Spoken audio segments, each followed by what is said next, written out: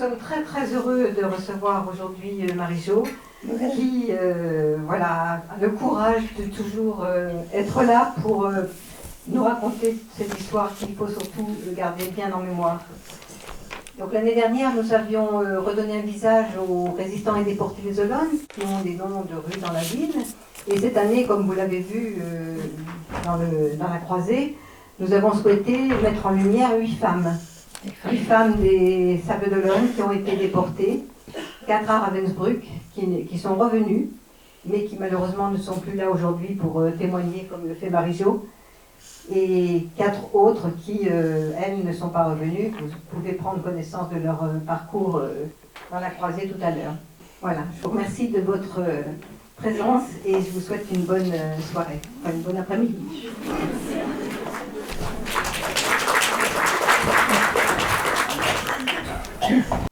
Et il se trouve qu'aujourd'hui, c'est le hasard, c'est un anniversaire. Cela fait exactement 15 ans que la délégation territoriale de Vendée des Amis de la Fondation pour la mémoire de la déportation a été créée.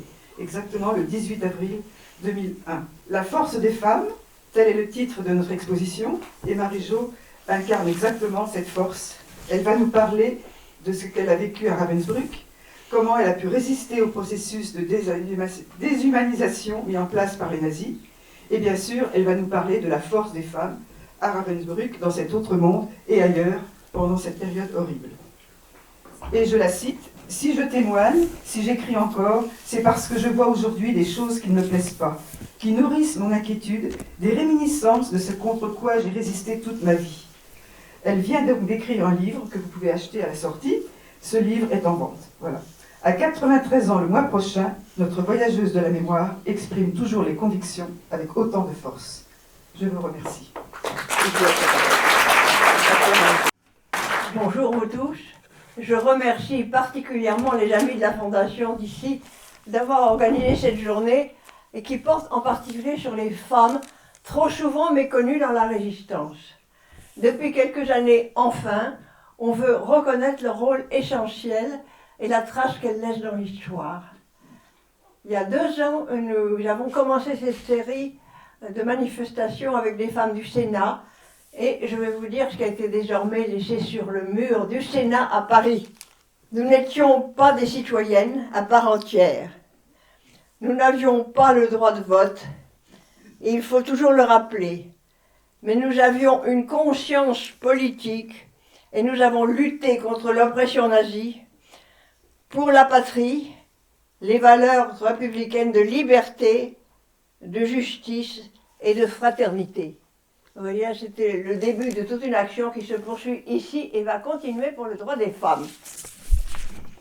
Alors, les droits des femmes, on va voir comment on l'a illustré dès Ravensbrück, comment dans les pires conditions elles ont pu rester des êtres pensants. Mon histoire, et c'était celui d'une très jeune femme, puisqu'elle commence par la résistance dans les Côtes-d'Armor, avec ma mère et avec d'autres personnes. Nous sommes dès le début de l'occupation. 1940, j'étais à la veille de passer mon baccalauréat de première partie.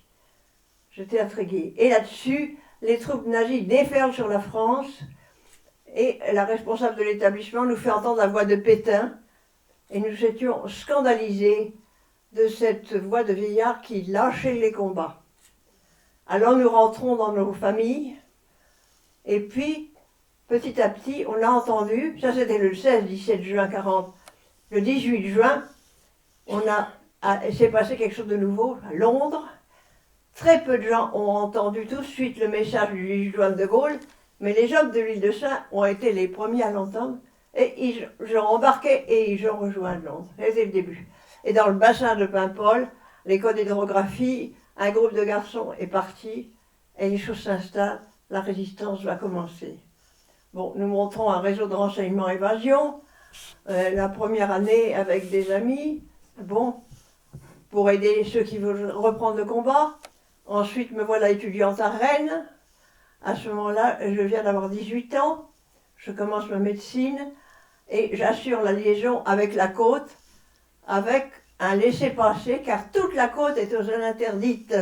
Et je passais sous prétexte de voir des parents et je ramenais les documents à un groupe 31 Georges de France installé à Rennes, dont les responsables, la radio, le responsable de la gare avec les chemins de fer, etc., attendaient ces renseignements qui venaient de la côte non occupée, interdite et que je pouvais ramener.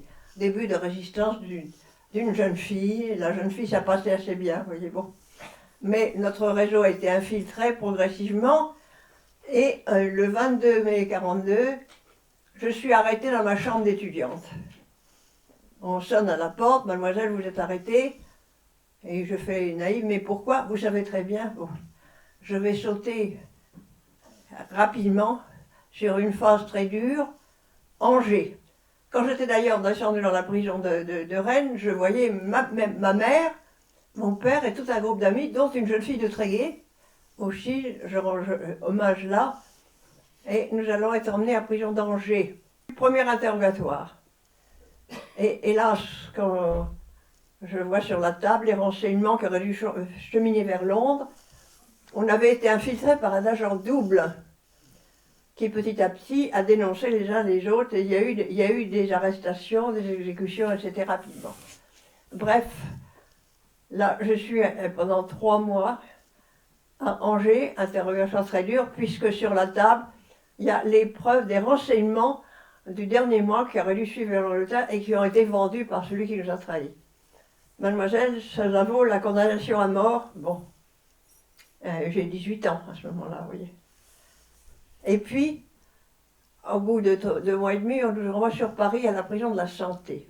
La prison de la Santé, c'est une très vieille prison, dans des conditions de saleté ignobles, infectes, mais où j'ai rencontré, sans les voir, des gens extraordinaires, et entre autres une femme dont je vais vous parler. Mais en général, d'ailleurs, chacun isolé, revenait parfois de l'interrogatoire torturé en sang, et puis il y avait les exécutions, et notre sort était très difficile, mais j'ai entendu la voix de ces gens, le groupe Raymond Losserand qui faisait sauter les trains d'armement, etc. Avec cette sérénité, ce courage, ces chants, ils restaient pleinement humains jusque dans les situations les pires.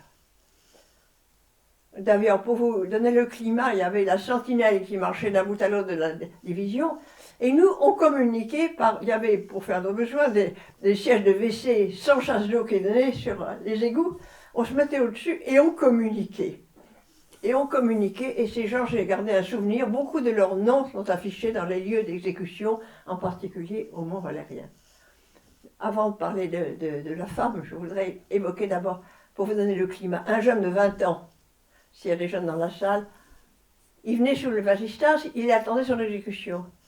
Bonjour les camarades, encore une belle journée que je vois, mais quand on m'emmènera, ne pleurez pas, il faut que ceux qui viennent avec vous sachent que je suis tombée pour que la nouvelle génération, et s'il y a des jeunes dans la salle, c'est pour eux, je lance cette voix que je porte, je suis tombée pour que les nouvelles générations revivent dans la paix et dans la joie. Voilà qu'était l'ambiance de ces résistants. Et puis au-dessus de moi, il y avait un musicien qui m'appelle par ce siège du cabinet pour communiquer, sans qu'on soit, pour m'aider à t'endormir, qui me fredonnait la petite musique de Louis Mozart pour aider à t'endormir. Des gens qui restaient pensants. Et puis, dans la cellule à droite de moi, une femme. France Bloch-Serrazin, dont j'ai gardé un souvenir et une amitié très forte parce qu'on a resté plusieurs semaines voisines de cellule.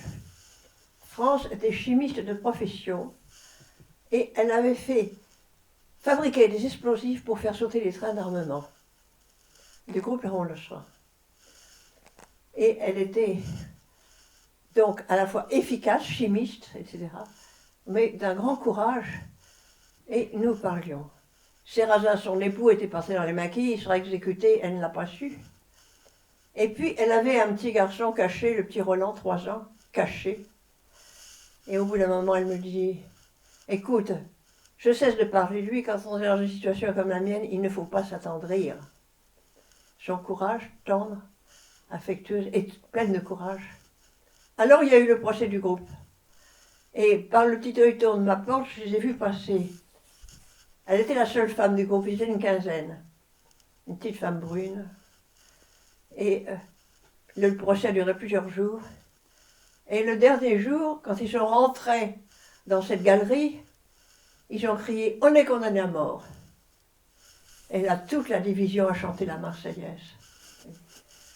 Alors pour vous, je dis aussi pour les jeunes, c'est Marseillaise devant le monument aux morts, elle les touche peut-être pas toujours, mais qui se rappellent de celle chantée par ceux qui allaient mourir. Alors ils avaient dit à France, nous, on est généreux, on n'exécute pas les femmes. Et il me disait, mon cas est si lourd, car non seulement elle était classée terroriste, mais elle était juive et elle était communiste. Tout le pire. Qu'est-ce qu'ils vont faire de moi? Et puis un jour, je l'ai emmené en Allemagne. Et quand je suis moi-même arrivée à Ravensbrück ou ailleurs, je pensais peut-être la retrouver en Allemagne. Non. Voilà le sort particulier. Elle avait été à la prison d'Hambourg et guillotinée. Vous aviez vos portraits sur les murs de nos villes. Les femmes n'apparaissaient pas sur les affiches. Par exemple, vous connaissez sans doute le poème d'Aragon, l'affiche rouge. Vous voyez une affiche qui était présentée par les SS pour faire peur à la population parisienne, d'hommes barbus, de noirs, barbus, voilà, quels sont vos libérateurs, c'est vos ennemis, regardez des êtres inférieurs. Ça. Mais il n'y avait que des hommes dessus. Et des fois pendant la nuit, il y avait des Parisiens qui passaient, écrivaient en dessous sur ces étrangers morts pour la France, vous voyez. Quand je vois actuellement, quand on fait la chasse des étrangers, des migrants, je pense à ceux-là, noirs, barbus, morts pour la France. Par rapport à cette affiche et au poème d'Aragon, il y a une chose qui est oubliée, c'est que sur ces 22 noms, il y en a un autre et une femme, Olga Bansik. Et là, on ne parle pas d'elle. L'exécution des femmes est cachée par les nazis. Ils avaient un peu peur que ça fasse mauvais effet dans la population. On exécute des terroristes, mais une femme... Bon. Eh bien, Olga a suivi le même sort que France, elle était guillotinée en Allemagne. Ces femmes, ça se cache. Et leur résistance, on n'en parle pas beaucoup.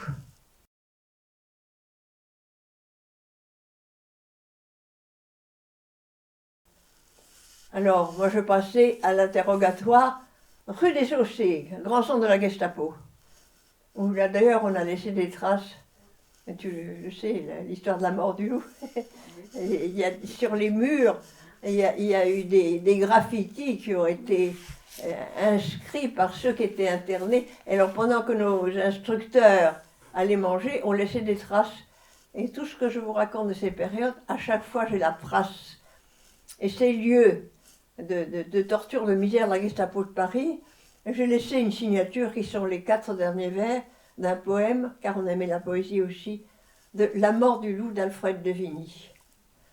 Vous ne la prenez peut-être pas en classe, mais je vous le répète, car c'est plein de sens. C'est gémir, pleurer, crier sont également lâches. Fais énergiquement ta longue et lourde tâche, dans la voie où le sort a voulu t'appeler, puis après comme moi, souffle et meurt sans parler. Voilà un trace que j'ai laissé par la jeune fille qui vient d'avoir 19 ans. Et puis il y en avait d'autres, il y avait une jeune fille de Tréguier, Marie-Germaine Labbé, il y avait ma mère, etc. Il y avait Madame Le Tac, et voilà, et tout un groupe. Et on nous annonce, voilà, considérez-vous comme condamné à mort et vous allez être déporté. Ils étaient 20 et 100, ils étaient des milliers. Nous sommes en 1943. Les nazis nous installent un train à Gare de l'Est et nous partons 58 femmes sous la rubrique NN. En allemand, Nacht und Nebel. Nacht und Nebel, ce sont des gens qui doivent disparaître sans laisser de traces. Parce que les nazis, à l'époque, se sont aperçus que les affiches d'exécution faisaient l'effet contraire auprès de la population. Donc ils ont pensé qu'une rubrique, faire disparaître ces gens, créait l'inquiétude dans la population. Donc nous sommes un convoi de 58 femmes, ça c'est Nacht und Nebel, nuit et brouillard, qui vont disparaître, soi-disant, sans laisser de traces. Et on roule. vers l'Allemagne, arrêt à Saarbrück, 2 jours à la prison, on reprend le train jusqu'à Berlin, on attend la journée, et là, les SS attendaient des ordres, parce qu'il y avait eu un premier convoi qui était de femmes arrivées sur Auschwitz, dans lequel Marie-Claude Vaillant-Couturier était, Daniel Casanova, elle était plus de 200. Et ce convoi a été envoyé sur Auschwitz. Et là, les SS ne savaient pas si c'était là ou un autre endroit qu'on nous a envoyé. On attend. Et après, alors j'ai connu l'histoire par Marie-Claude Vaillant-Couturier. Car Marie-Claude Vaillant-Couturier, la députée communiste, je l'avais déjà aperçue à la prison de la Santé. Je vous parlais de cette division des gens qui m'ont laissé des images remarquables. Mais en face de moi, le matin, on ouvrait la porte et on posait une petite cruche, car il n'y avait pas l'eau courante, c'était vraiment un fait qu'il y avait ça grouillait de punaises qui nous piquaient la nuit. Et quand elle ouvrait sa cruche, par ma porte, je vois une grande jeune femme blonde, Marie-Claude Vaillant-Couturier. Parce qu'on arrivait par le siège des WC à communiquer même à travers la galerie de l'autre côté en face. Première rencontre avec Marie-Claude Vaillant-Couturier. Et puis après, elle est déportée dans un convoi à Auschwitz, très peu sont revenus. Et puis elle revient après à Ravensbrück, où je l'ai de nouveau côtoyée. Et je raconterai aussi beaucoup de choses sur elle, parmi les personnalités que j'ai côtoyées. Mais j'en reviens à Franz Bloch-Serrazin, pour lequel j'ai gardé une amitié très forte, puisqu'on est resté plusieurs semaines voisines de cellules, on communiquait donc voilà. Et elle me parlait du petit Roland, et puis il ne faut pas trop s'attendrir. Eh bien je peux vous dire que si elle a été emmenée à Allemagne et décapitée à Hambourg, le petit Roland a survécu. Et actuellement, il rend hommage à sa mère, et actuellement, les Allemands ont mis une plaque sur la prison d'Hambourg en souvenir de Franz Bloch-Serrazin. Vous voyez, ont reconnu la grandeur de cette femme. Donc moi, jeune fille qui vient d'avoir 19 ans, j'ai été marquée par ces femmes remarquables. Nous voyageons jusqu'à Fürstenberg, une petite ville, un peu au nord, à peu près 80 km au nord de Berlin, le long d'un lac. Et puis là, on s'arrête, on marche à pied, et il y a un camp. C'est le camp de Ravensbrück, le grand camp de femmes. Et alors là, on attend devant la douche, et on voit les femmes qui rentrent du travail. Premier choc. Où sommes-nous? Ces femmes sont maigres, avec des robes déchirées, le teint gris, souvent la tête rasée, un aspect lamentable, misérable, traînant de lourds chariots, des charges très lourdes. Où sommes-nous? Et entre nous murmure, il doit y avoir un bagne à côté. On a vite compris. On rentre dans la douche, et là, c'est la première étape de ce que j'ai appelé la déshumanisation. On nous prend tout ce qu'on a, on arrache les alliances des femmes mariées, on nous fouille jusque dans les parties intimes, et on sort de là, on n'est plus un être humain, on a perdu notre nom, on n'est plus qu'un numéro, qui est un bout de tissu qu'il faut coudre sur son vêtement. Je suis le 21 706. Il faut apprendre tout de suite à le dire en allemand, car on n'a plus de nom. On n'est plus un être humain, on n'est plus qu'un objet, un numéro. Voilà les efforts de déshumanisation. Et vous allez voir que malgré tout, j'estime que nous étions des êtres plus humains que les SS qui nous gardaient. Alors, journée quotidienne, on nous amène à notre baraque. À Ravensbrück, tout marchait à coups de sirène. Première sirène le matin, 3h20, levé. Bon, on se précipite, il y a quelques robinets, mais on ne peut pas se laver, il n'y a pas le temps. Bon, on nous distribue un quart de quelque chose, d'un jus qui baptise café, qui n'en est pas évidemment, et puis on sort à l'appel. L'appel debout, immobile, pour que tout le camp soit raconté baraque par baraque.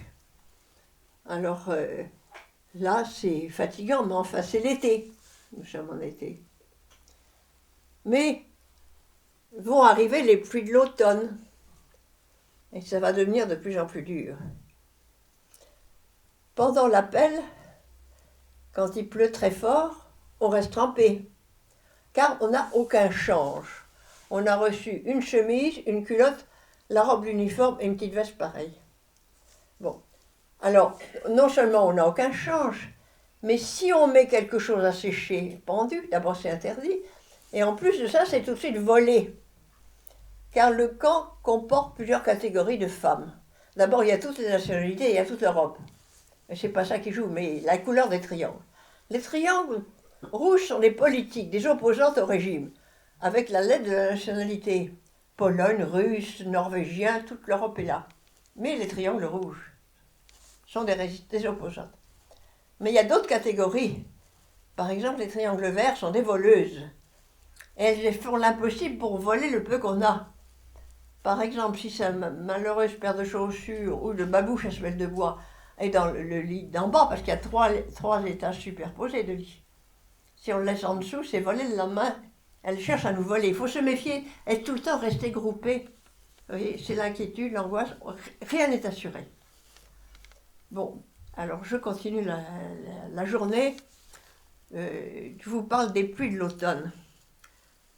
Mais arrivent les grands froids de l'hiver. Et il y avait un thermomètre et j'ai vu la température jusqu'à moins 30. J'ai vu une fois moins 33. Debout, immobile, sans bouger apparemment parce qu'on trouve des trucs à bouger un peu le dos sans que ça se voit. Quand on est gardé par des femmes SS, des Aufseherinnen, et si on a l'air de bouger les mains, etc. pendant l'appel, on est puni, elles nous envoient des gifs, etc. Bon. Donc, il y en a qui tombent gelés, ça fait rien, c'est comme ça. Bon, les grands froids d'hiver. Alors, deuxième coup de sirène, voilà, on va partir au travail. Mais cette première partie, du matin jusqu'au soir, est coupée à midi par une soupe, la nourriture. On reçoit une soupe qui est composée avec des feuilles de chou, ou une sorte de navet, du rutabaga. Le rutabaga peut être pas mauvais, mais là, c'était vraiment de mauvaise qualité. Donc, très peu nourrissant, et la faim s'installe. Il faut savoir ce que c'est que la faim, où il faut surmonter sa réaction d'animal qui guette. Est-ce que le bidon de soupe va arriver? Savoir ce qu'est la faim. Moi, je pense souvent aux gens de tiers-monde, quand il y a la faim quelque part, on sait ce que c'est que la faim. Et puis on maigrit de plus en plus, etc. Bon. Alors le soir, on rentre, et là, on va avoir le dîner, qui est un morceau de pain de plus en plus réduit, avec une rondelle de saucisson, et un cube de margarine, et puis une espèce de tisane. Bon. Et on va se coucher dans les chalits. Et on dort très mal, parce que dès qu'on a une plaie, ça cicatrise pas. Le corps est trop épuisé. Et puis on grouille de poux. On a du poux, on a de la gale. Et surtout le moral. Qu'est-ce qui va encore se passer demain? Qu'est-ce qu'ils vont trouver encore pour nous humilier plus, nous punir, etc. Vous voyez, c'est bon.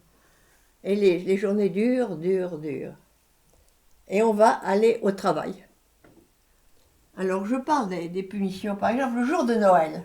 Vous donnez l'ambiance. Nous sommes à Noël 43. Le jour de Noël, on fait l'appel comme d'habitude, mais les SS ont trouvé quelque chose de génial pour le punir.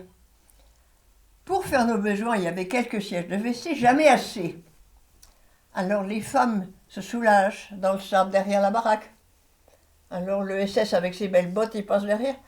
Vous voyez ces femmes comme elles sont sales, dégoûtantes, elles ont souillé le porteur des blocs. On n'a pas de WC, on n'a pas le choix. Donc on va les punir. Et le jour de Noël, on va passer la journée debout devant leur sapin de Noël, privé de soupe, par grand froid.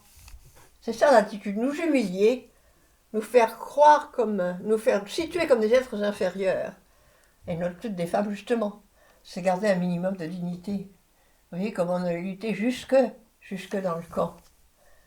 Alors bon, ça c'est le quotidien. Et puis le travail. Alors pour commencer, on a fait les routes. On a des brouettes avec des pierres, du gros gravier de sable qu'on traîne, il faut étaler par terre. Il y en a qui tirent un gros rouleau compresseur pour aplanir les gravillons, tout ça. Dans les villages autrefois, quand les roues étaient faits de façon mécanique comme ça, c'était des chevaux qui traînaient le gros rouleau compresseur. Là, c'est des femmes qui sont attelées. Et on est commandé par une femme SS avec sa cravache ou une grande matraque et son chien. Et si on n'a pas l'air de travailler assez vite, elle nous bat. Elle n'hésite pas. Ce sont des brutes entraînées au traitement les plus durs à notre égard. Donc faire les routes. J'ai travaillé dans une carrière de sable où il fallait creuser en profondeur et monter le sable toujours par des pelletés en hauteur, ce qui fait jusqu'en haut. Il y avait des chariots qui emmenaient le sable pour les travaux dont les SS avaient besoin. Mais ensuite, travaux extérieurs. Il y avait des femmes bûcherons qui coupaient des arbres. Toutes sortes de travaux extérieurs extrêmement durs. Alors là, ça a duré quelques semaines, on s'épuise. Bon. Et puis j'ai été embauchée, changement de travail, arrivée de nouvelles qui venaient des camps, qui ont été aux travaux de l'extérieur, et j'ai été embauchée chez Siemens.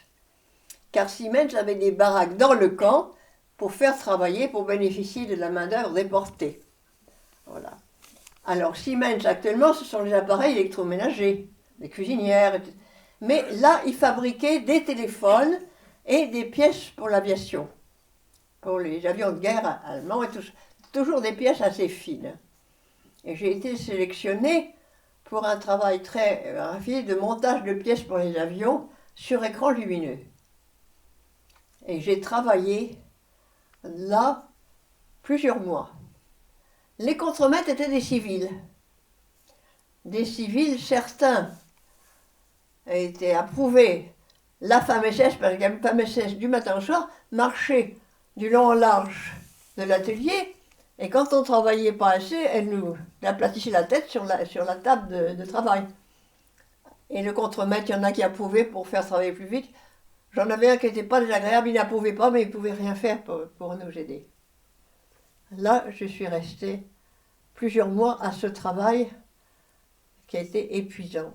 Mais c'est chez Siemens que je sculptais dans des boutons de commande des avions des objets cadeaux. Nous restions des êtres pensants, et je vais revenir sur cette action des femmes après. L'entreprise payait au SS à peu près 4 ou 5 marques par jour. Et alors, les SS récupéraient un peu d'argent sur notre dos, mais si on avait été des travailleurs libres, ils auraient dû payer beaucoup plus cher. Donc, profit pour les SS qui faisaient travailler et qui faisaient rentrer d'argent, et l'entreprise qui payait des main-d'œuvre pour 3 fois rien. L'économie nazie sur notre dos. Et dans toute l'Europe, l'économie épuisait les populations au profit de l'Allemagne nazie. Alors donc, je travaille là plusieurs mois, dans ce poste-là et dans quelques postes, et on essayait de freiner le travail, qui allait indirectement pour la guerre, vous voyez. Mais il fallait être très adroit. Et là, je vais vous raconter déjà l'histoire d'une autre femme. Il y avait des commandos extérieurs. Il y avait une usine camp annexe de Ravensbrück qui s'appelait Oleschen. Et là, on avait une camarade, Simone Michel Lévy, qui avait été transférée de Ravensbrück là, travaillait sur des grosses machines. Cette femme était une femme remarquable qui avait monté un réseau dans la poste, réseau de renseignement évasion. Alors, Simone Michel Lévy, j'ai la photo, là, c'est quelqu'un qui avait été arrêté, torturé, etc. Monter un réseau dans la poste, c'était extrêmement efficace. Bref, elle est envoyée là, elle travaille sur une grosse machine avec un groupe de Françaises, et puis un jour, elles font sauter la grosse machine. Ce qui paralyse un temps l'industrie allemande de ce secteur. Qu'est-ce qui sont passés? Évidemment, les femmes ont été bastonnées en public, il y avait un siège spécial pour ça. Ça a été très dur. Et puis après, il y a eu un ordre de Berlin, elles ont été pendues, exécutées dans un camp à côté. Voilà le sort de quelques femmes, vous voyez, résistantes jusqu'au bout. Et je parle de ce cas-là en passant, parce qu'il y en a eu plusieurs que je voudrais ici là. Et puis France Bloch, c'est Razat dont j'ai parlé, son sort, elle n'a pas été fusillée avec ses camarades hommes, elle a été donc guillotinée à Hambourg. La dernière femme du groupe des MOI, mes étrangers, elle était également guillotinée. Voilà des sorts de femmes particuliers et qui ont été résistantes jusqu'au bout. Alors je reviens à Siemens, donc qui verse bénéfice pour l'SS, bénéfice pour Siemens. Et je suis restée là plusieurs mois. Et puis je vais changer de travail. Et là je vais aborder le pire, si on peut dire.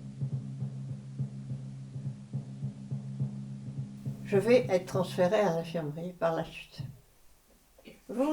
Entre-temps, vous parlez maintenant des crimes contre l'humanité, les pires, qui sont surtout ici des crimes de médecins. Je vous parlais de ces appels interminables où les femmes mouraient, tombaient gelées, etc. Mais je voyais un groupe de jeunes filles, de physique à l'air assez jeune, qui avaient droit à des tabourets. Pourquoi des tabourets pendant l'appel? Eh bien, parce qu'elles ne tenaient pas sur leurs jambes. Et leurs jambes, du genou à la cheville, n'étaient que plus ouvertes. Ces jeunes filles étaient devenues des animaux de laboratoire. Il y avait un pseudo-hôpital qu'on appelait le Révire, où elles étaient emmenées. Et là, un médecin nazi avait ouvert dans leurs jambes des grandes plaies dont il sortait des os et des muscles. Ce médecin, on connaît son nom, il s'appelle le docteur Gebhardt. Tout ce que je vous raconte, j'ai les preuves à l'appui, vous voyez. Donc, plaies ouvertes. Et pourquoi? Il y avait eu un grand dirigeant en Autriche qui avait été assassiné par les résistants, et le docteur Gebhardt, ce médecin, avait été envoyé pour essayer de le sauver, mais il était mort, le médecin était mort. Hitler était furieux, et pour se réhabiliter, le médecin est venu à Ravensbrück pour avoir des cobayes humains et travailler sur ses plaies. Et ces jeunes filles, c'était un drame atroce. Certaines ont été opérées plusieurs fois. Ils retiraient des morceaux d'os, de muscles, et faisaient des cultures de staphylocoque et de gangrène dans ses plaies. Non seulement ces jeunes filles, il y en a eu jusqu'à 76. Beaucoup sont mortes bien rapidement, mais les 7 les survivants. Et non seulement je les ai connus pendant l'appel, mais nous partageons la même baraque. Moi, j'étais dans une baraque qu'on appelait le fameux bloc 32, où étaient les NN. Parce que je suis classée nuit et brouillard, des gens qui sont disparus sans laisser de traces. On n'avait droit ni aux lettres ni aux colis. Et sont logés avec nous ces jeunes filles qu'on appelait les lapins. Car à l'Est, ce n'est pas les animaux de laboratoire, c'est les lapins plutôt que les cobayes. Nous étions avec elles. Vous voyez. Alors ça, c'est encore des histoires, je vous raconte là le pire atroce. Et à la fin de la guerre, celle qui restait encore vivante était recherchée par le commandant. Et on a fait une opération de sauvetage. C'est-à-dire, au moment des appels, on leur avait changé de numéro. Les numéros étaient cousus sur les robes. On leur avait donné d'autres numéros. Alors l'appel se prolongeait, il allait dans les rangs, etc. Et toutes les baraques d'alentour, on dit fin d'appel, on lance la sirène alors que l'appel n'était pas fini, etc. On les a cachés dans notre baraque. On en a sauvé plusieurs, et il y a eu ces témoins de lapins, de filles opérées. J'en ai même connu une qui appelait bien guérie, pas trop mal, qui avait été évadée en Angleterre et qui est même venue me voir après-guerre. Donc on les a connus, vus, on a suivi leur camp de quelques survivants. Mais combien sont morts dans d'atroces souffrances. Voilà le premier gros crime contre l'humanité que j'ai vu, suivi. Et on a une femme médecin d'Annemasse, Paulette Danzimette, qui a examiné, elle était également une naine avec moi dans le bas, elle a examiné ses plaies, on a fait des rapports pour les médecins des crimes commis par ces nazis. On vient me chercher, j'arrête ce travail et je vais être embauchée à l'infirmerie. Je passe devant le médecin-chef principal, Dr Strait, et qui me demande, vous avez l'habitude des enfants? Mon père, qui était également déporté, était pédiatre. Et je connaissais effectivement, j'avais vu à la maison arriver des beaux bébés. Et il savait qu'il connaissait tout mon dossier. Mon dossier aussi de jeune espionne, enfin bon. Et je vais être attachée à une baraque particulière, le bloc 11, dans lequel il y a une petite pièce qu'on appelle la Kinderzimmer, la chambre des enfants. Alors j'aborde le camp des enfants. Quand on a un camp de femmes, il y en a qui arrivent enceintes. Ne croyez pas qu'elles étaient engrossées par la SS, elles arrivent enceinte de leur ami qui est du pays d'où elles viennent. Alors, qu'est-ce qui se passe au début? Il faut vous dire que le camp est créé en 1939. 39, 40, 41, 42, 43. Jusqu'en 43 arrive une femme enceinte. Si la grossesse n'est pas avancée, cette fameuse pita se révire, on la fait avorter. Quand la grossesse est avancée, elle accouche et le bébé est noyé dans un seau à côté du lit de la mère. Pas de nouveau-né jusqu'à cette date à Ravensbrück. Oui. Il y a un cas de sauvetage. Si la femme qui accouche est une politique allemande, car nous avions dans le camp des opposants à Hitler, donc les politiques allemandes opposées, non juives, si cette femme est enceinte d'un Allemand peu prouvé non juif, alors là le produit est bon. Le bébé va être sauvé, il y en a très peu de cas comme ça, et va être élevé dans des Lebensborn, des foyers d'élevage pour les futurs nazis dirigeants, de bonne race, disent-ils. Vous voyez, la sélection par la race. Mais ça, c'est des cas exceptionnels. Autrement, le bébé est tué à la naissance. Et puis, été 44, changement de perspective. Là, je n'ai pas trouvé le décret. Tous les autres, on les a. Les bébés ne sont plus tués. Et ils vont être emmenés dans une petite pièce d'infirmerie. À droite des malades, à gauche des malades, une petite pièce au milieu. Et on m'amène pour m'occuper de ces enfants dans cette petite pièce. Je suis avec une yougoslave, avec beaucoup de sympathisés. Puis à un moment, on a une aide du troisième, une chèque. Bon. Et alors, dans cette pièce, je suis consternée. Parce qu'il y a des bébés, mais qui ont déjà l'air de vieillards. Il y a 2 lits en bas, 2 lits au-dessus, des chalets, vous voyez, 2, 4, pas le 3e étage, on n'aurait pas pu attraper les bébés. Et la femme accouche à l'infirmerie centrale, et puis on amène le bébé. Et très vite, le bébé prend une allure de vieillard, petit visage qui se creuse, etc. Qu'est-ce qu'on peut faire pour tenter quelques survies? Alors, les enfants arrivent, ils ont sur eux une petite chemise, une couche et une seule couche de change. Alors, un nouveau-né, ça se change 5 fois par jour. Et puis un petit change pour l'enrouler. Donc, tout à fait insuffisant comme hygiène élémentaire. Alors, avec ma petite camarade, il faut trouver un peu de linge en plus. Appel à l'entraide du camp. Et c'est là que vous allez voir comment les femmes ont fonctionné. Il y avait toutes sortes d'ateliers de travail. Il y avait un atelier de tissage, il y avait toutes sortes. On dit à nos camarades, tâchez de nous trouver des bouts de tissu pour faire des couches supplémentaires. Elles n'avaient absolument pas le droit de sortir le moins de tissu du baraque où elles travaillent. N'empêche, elles en ont trouvé moyen de se cacher sur elles un peu de linge en plus. Ce n'est pas grand-chose, mais c'était mieux. Et puis pour le lait, comment ça se passe? Alors les mères viennent, elles tapent à la porte et on passe à chacune son bébé. Elles s'installent dans le couloir et une salle à côté. Et la première fois que j'ai vu une déportée avec un bébé au sein, je dois dire, j'étais stupéfaite de ce spectacle. Alors bien sûr, vous voyez les camps à la libération du camp, où les femmes n'ont plus l'air que de squelettes, mais elles n'étaient pas encore à cet état-là, mais elles étaient tout de même très maigres. Une déportée avec un bébé au sein. On va essayer de faire survivre les enfants coûte que coûte. Et alors, en plus, tout était inscrit. Moi, j'ai l'archive, qu'on appelle le livre des naissances. Chaque enfant avait sa fiche. Alors, numéro de la mère, parce que vous marchez tout par numéro. Ensuite, son nom, prénom, sa nationalité, motif d'arrestation. Et puis en dessous, on donne un prénom au bébé. Juste des prénoms. Et alors, toutes ces fiches ont été réunies dans ce qu'on appelle le livre des naissances. Que je ne déplace pas trop, mais enfin, je pourrais vous montrer. Voilà. Alors là, on a l'archive et les bébés meurent tous les jours. Les mères essaient de donner le sein, il n'y a pas beaucoup de lait. Il faut du lait, en plus. Et on apprend qu'à l'infirmerie centrale, il y a une grosse fermière SS qui garde du lait en poudre dans un placard, sans doute envoyé par la coche. Et à force de la tanner, on obtient tous les jours, on va chercher le matin à l'infirmerie centrale un pot de lait en poudre. Et on nous met avec 2 biberons.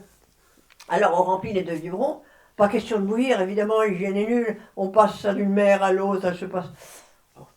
Il faut des biberons en plus. Appel à la solidarité au camp.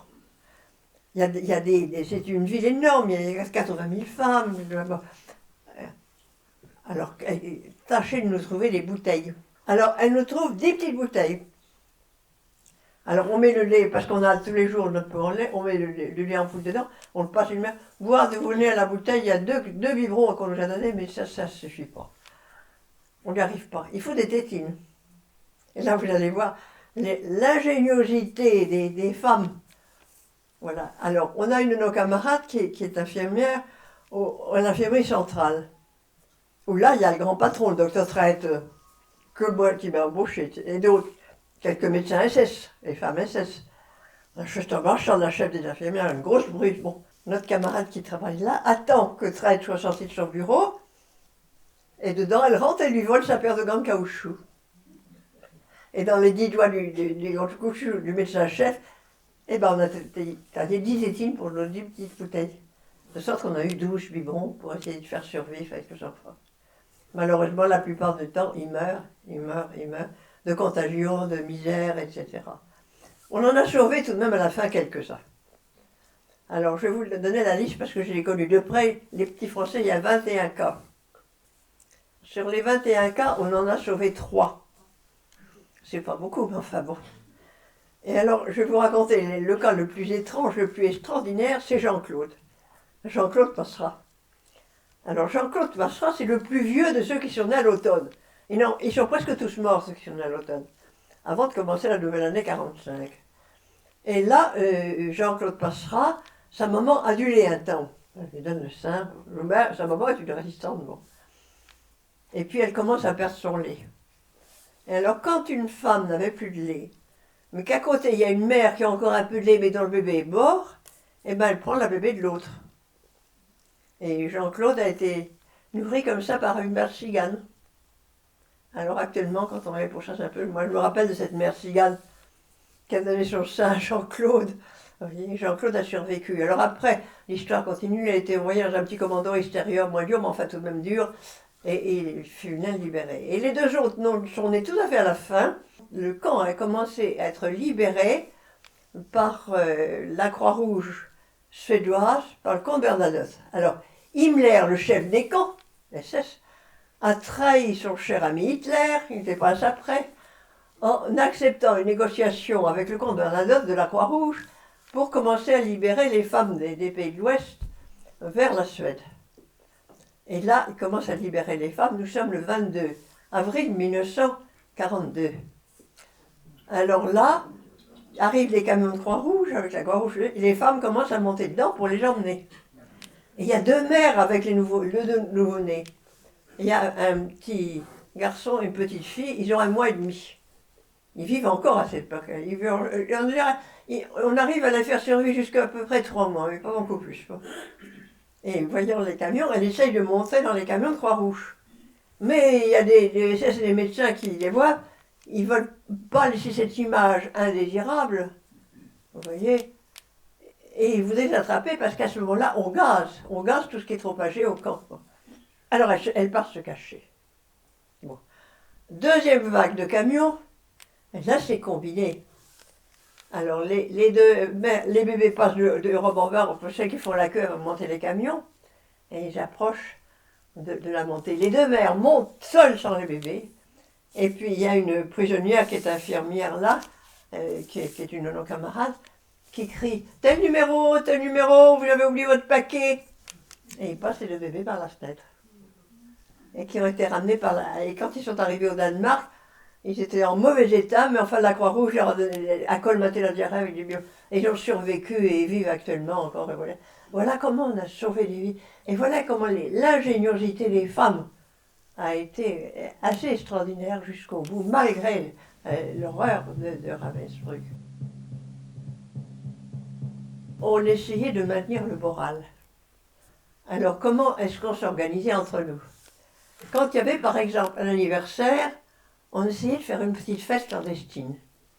On montait sur le 3e lit en haut, et puis on s'arrangeait à faire des cadeaux. Il y a mon petit mouchoir quelque part, tu fais. On faisait un petit cadeau, et c'est toujours, ces petits cadeaux sont quelque chose voilà, vous verrez le petit cadeau. Moi, on m'a offert un petit mouchoir.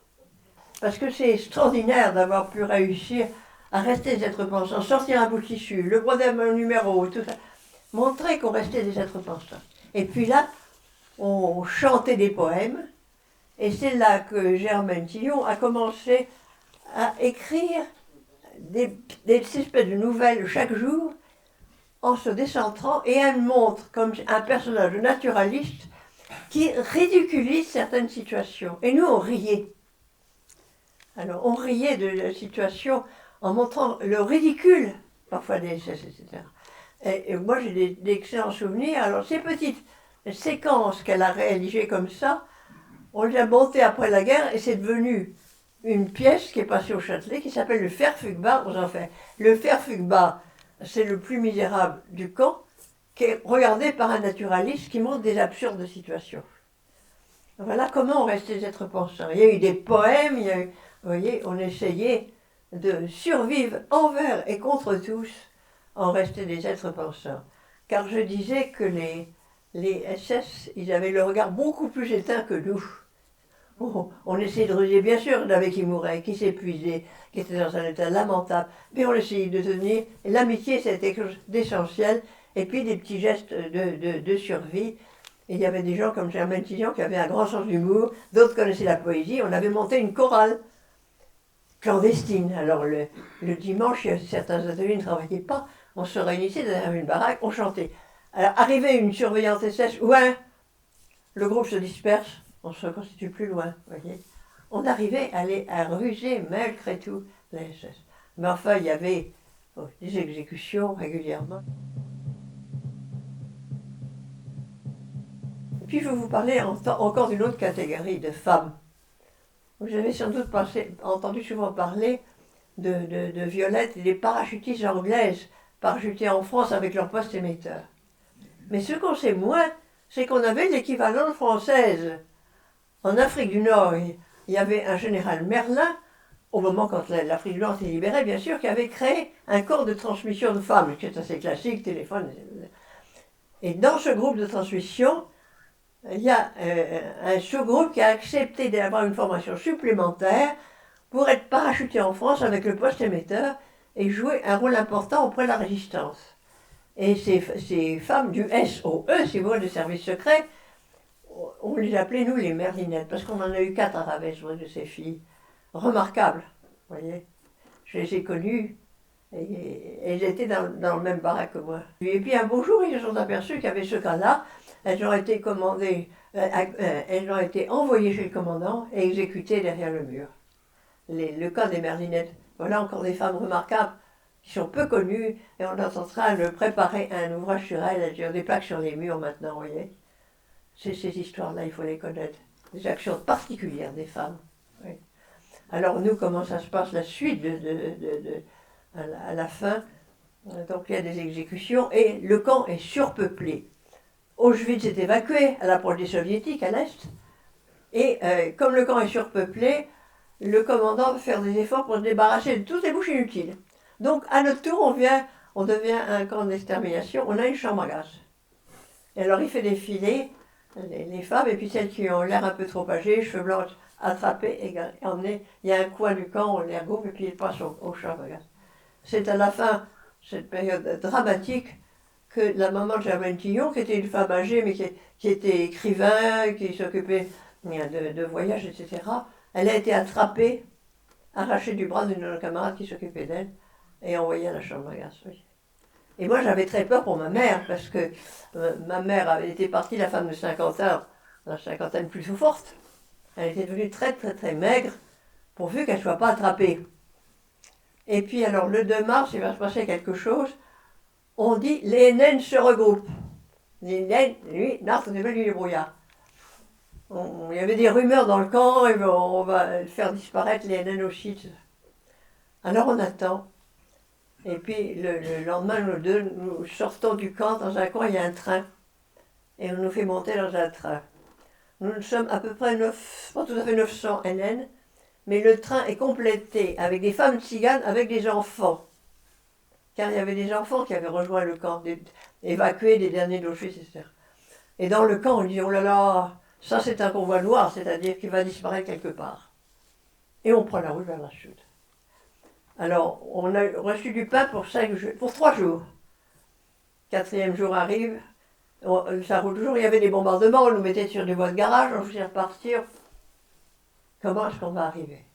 Finalement, au bout de 5 jours, on arrive en Autriche, sur le Danube, dans une petite ville, dans un village, Mauthausen. Et là, ça monte vers le camp. Il y a 5 km à monter à pied. Et celles qui ne peuvent plus avancer reçoivent une balle dans la tête. Et la dernière montée jusqu'au camp de Mauthausen, on entend le coup de feu, on longe cette guerre. C'est vraiment la dernière survie, hein. Et on se dit, bon, ils vont nous achever complètement. Et puis on arrive dans le camp, et on attend pour passer la douche. C'était un grand homme, il n'y avait pas de femme. Et on se dit, est-ce que c'est une douche, est-ce que c'est la chambre en gaz en dessous? Parce que souvent c'était camouflé. Mais c'était bien une douche.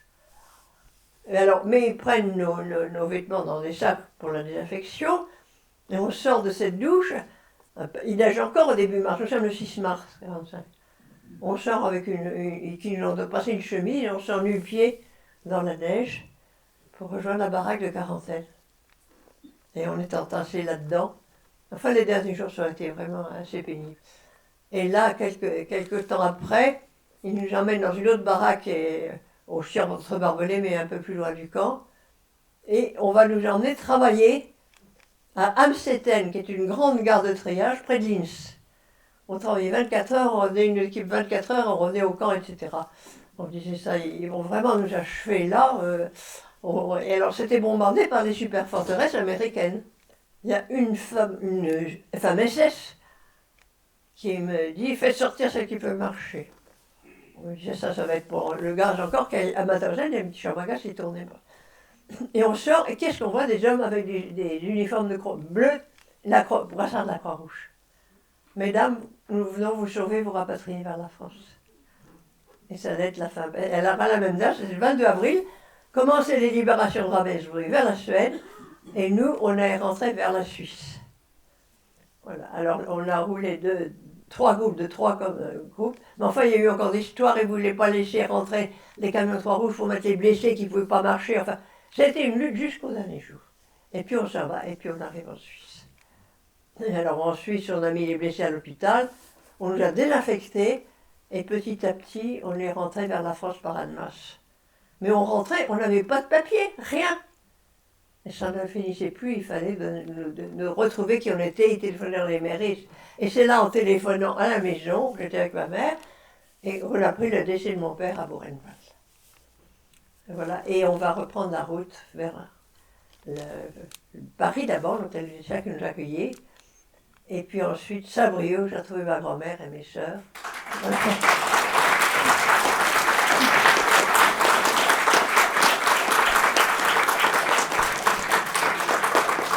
Mais je voudrais maintenant que vous me posiez toutes les questions que vous voulez, il n'y a aucune question taboue. Je vous raconte des choses effroyables, mais on va vous passer un micro dans la salle. N'hésitez pas.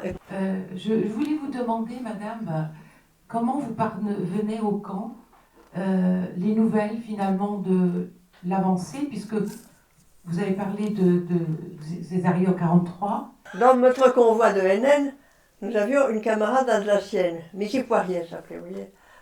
Et cette femme étant alsacienne, pour les Allemands, elle la considérait comme allemande. Et ils l'ont embauchée dans un bureau. Et dans un bureau, il laissait traîner dans le journal, puisque elle, c'était pour eux une allemande. Et il mettait la TSF, la radio. Et elle notait les avancées des troupes alliées. Et il nous disait après, voilà. Et alors on avait même monté une petite carte, on pointait les avancées. Alors il disait, nous, on s'est repliés, enfin, il valorisait leur situation, mais on se rendait compte que ça avançait. Et puis quand il y a eu le débarquement, on l'a su justement par une nouvelle comme ça. Au début, ils étaient assez paniqués, affolés, puis ils se sont repris, ils se sont durcis. Il y a eu ça a beaucoup freiné dans les Ardennes. Mais quand nous, on a appris par ces voies-là le débarquement, et on se disait, c'était un soulagement énorme, avec l'idée, on ne va pas repasser un hiver. Mais hélas, ça a beaucoup freiné dans les Ardennes, il a fallu repasser en hiver. Et là, il y en avait le moral qui flanchait, il fallait les supporter. Voilà comment on avait des nouvelles.